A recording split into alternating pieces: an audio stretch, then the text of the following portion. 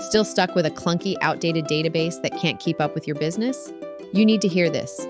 A shocking 87% of companies have already moved to the cloud to improve agility, security, and efficiency. And if you haven't, your competition probably has.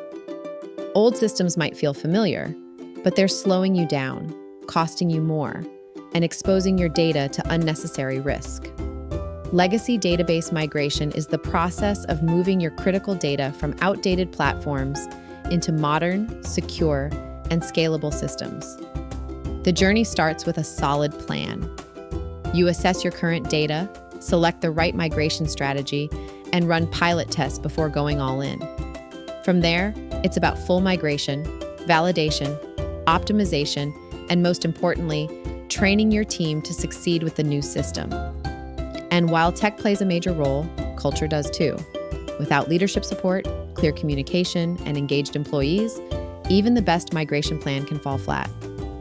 As Kent Morris, president of Gravity Systems, puts it, if you're still tied to an aging on-prem database, you're falling behind while competitors gain an edge with scalable, cost-effective solutions.